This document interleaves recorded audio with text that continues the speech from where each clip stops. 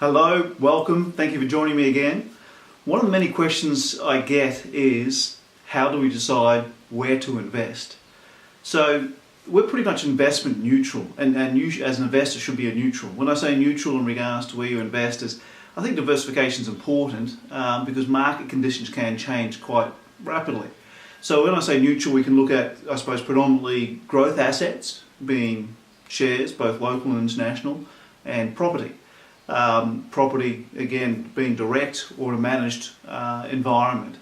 Obviously, we've got other asset classes in regards to cash and fixed interest, term deposits, and so on. It really is relative to a case-by-case basis with a client. So if you're at the, I suppose, retirement stage of your life, generally I would still recommend you consider equities, particularly Australian equities, as an investment choice. Don't discount international shares as well, but looking at predominantly perhaps infrastructure type investments or assets that are going to generate consistent cash flow return to an investor. So if you're going to be investing for the longer term and you're still, as retirement, you're still got a longer term investment solution in place, you want to ensure you're getting a tax effective outcome for yourself. And Australian shares match that very well in regards to the franking credits that come from Australian equities. And at the end of the day, the current rules and regulations around retirement funding and pensions, if you're over age 60, you're looking at a tax-free environment, again subject to your assets lying within that pension sector. Generally what I look at in regards to the longer term solution for an investor is it's got to revolve or wrap around whatever their goals are in regards to desired outcomes. So even accumulators, some younger investors, will want to invest in perhaps Australian shares due to the strong cash flow implications from that. That cash flow may be used for the purpose of investing, reinvesting, or even utilising that to reduce personal liabilities in regards to the home mortgage and so on.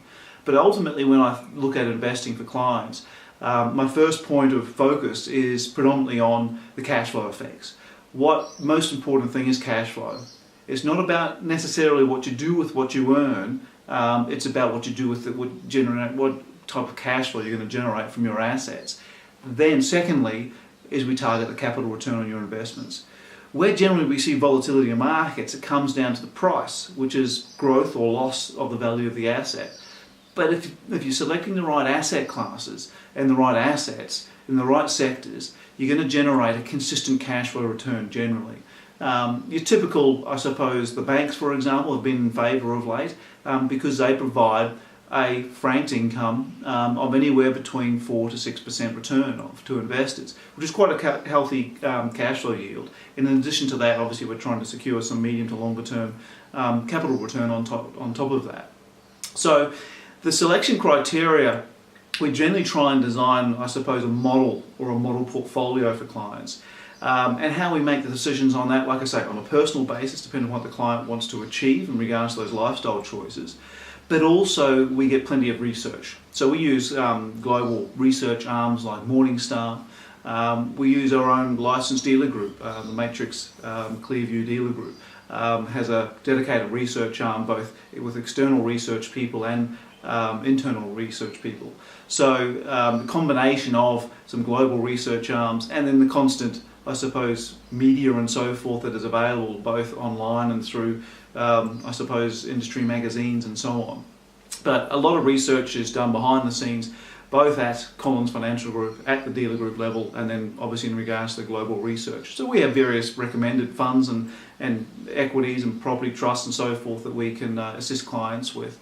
So it can be seen as a complex solution, but at the end of the day, it really comes back to what's your stage of life, what are your key goals and outcomes that you want to achieve, and then it's not a matter of, I suppose, selecting a product and saying, hopefully this is okay for me. It really has been more strategic in regards to that selection of investments that then match your goals, not buying the asset and thinking, okay, what do I do with it now? And I think too many people make that mistake, whether it be property or shares, go out and buy that property with no real strategic plan around it, no real thinking around the cash flow effects and so forth, and is it the right investment? And ultimately, without having that strategic plan, having the structure around it that's going to support the cash flow, capital benefits and so forth, really are you doing the right thing in regards to buying that particular asset class? So don't get too focused or stressed or anxious about what particular asset class you should buy. Start off with the end in mind in regards to the key goals you want to achieve, and then work with a professional in regards to deciding what is the most appropriate asset class that you should select. So if you need any help in that space, obviously in regards to selecting the most appropriate investment strategy for you, feel free to make contact. Collins Financial Group. My name's Troy Collins. Thank you for your time.